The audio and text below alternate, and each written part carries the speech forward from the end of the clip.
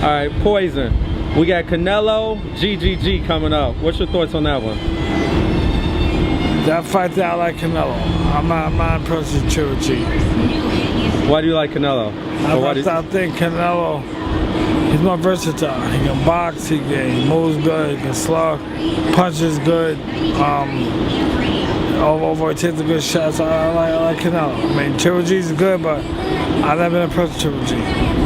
Do you think he'll win by a knockout or decision? I think he stops from late. That fight not going to distance. I think he stops from late. What do you think it is that puts Canelo overall? What makes you think he's much better than Trilogy? He does more things, you know, and plus he don't fight until the Mexican. He can box. He want to use a good jab. He can punch. His head movement is very decent. So I think that's overall pick for me with picking up Canelo. Have you been following the Deontay Wilder story? A little bit. Who would you like to see him fighting coming up? I don't know, man. Right now, outside of Wilder, I'm not impressed with that division. I mean, you got the big Cuban guy they're trying to match with, but outside of that, I think Wilder's good, but I think he's limited. I think. Where do you rank him as far as top heavyweights today? When I was out there, he's in the top 10, but probably maybe in the bottom 5. How do you see him doing against a Joshua, Ortiz? I think Joshua beats him. I think he's the best heavyweight out there right now. I think Joshua, he does more things, he moves better, I think better puncher. So I think I gotta go with Joshua. What about against Ortiz?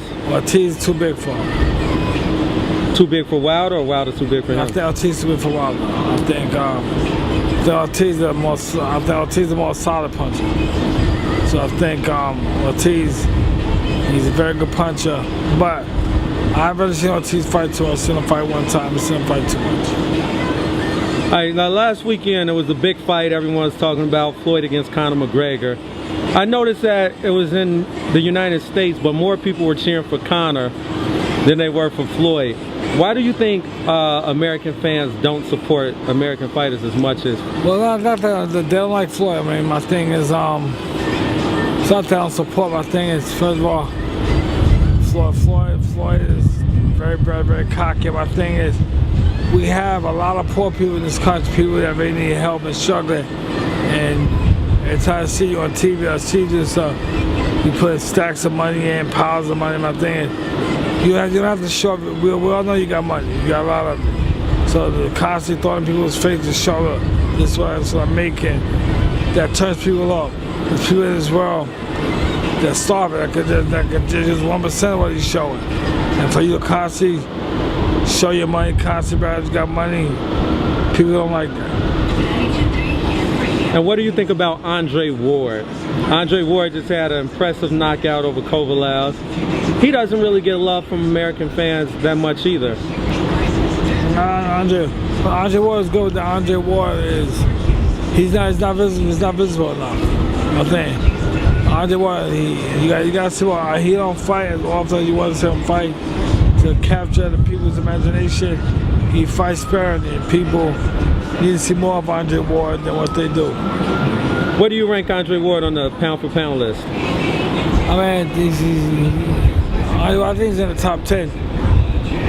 I think I rank on maybe 7 or 8 in the pound-for-pounders. But my thing is, Andre Ward's good, but my thing is, you can't. Going on the feet these days is not hard to do, but you gotta fight some people. He's not fighting nobody of credibility right now.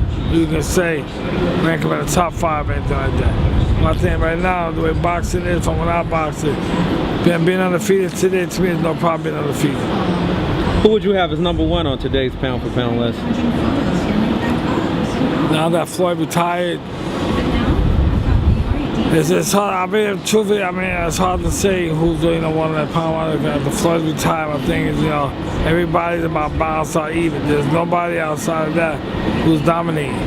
There's nobody outside that you can say he's fighting, contender, he's fighting one. There's nobody doing it. Everybody's on the same level, doing the same thing. So that is who's who. You pick them.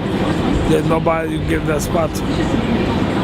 Lomachenko, Rigondeaux, Lomachenko, I mean, GGG. I think Lomachenko, we just started seeing him on the scene.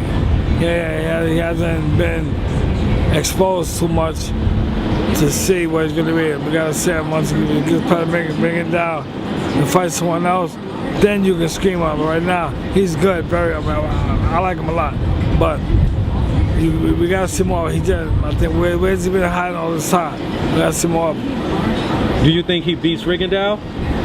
Yeah, I think we can get down. I think when Lomachenko got understand, to be a two-time Olympic gold medalist, I think that stands for a lot. So he has a vast amount of experience. He's like a professional amateur. So Rigondeaux is good, punch. My thing is, but it takes more than just punching and being a guy like Lomachenko. You gotta be versatile. If Rigondeaux be versatile and do more than one thing, one or two things, then you can say it's gonna be a hell of a fight. So a toss-em fight. But other than that, I still take Lomachenko. A question. He won his first title fairly early, within his first 10 fights. And the time you fought, would a guy be able to get a title shot with under 10 fights? It's hard to say. I mean, when I fought, like I said, I was number one. I was still number one contender across every division. I think I couldn't get a fight to save my life. It took me, so I was 31-0 to get a title fight. No one would fight me. So that thing with number one is more or less people today, they're gonna protect those titles. No, man, I think to get a title fight that quick, they didn't know nothing about them. Just like two-time Olympian, my thing. But if they're 10-0, you want to fight me, I'm a champion, I'll fight you. You're 10-0. So they don't know nothing about them. But now they do, so there you go.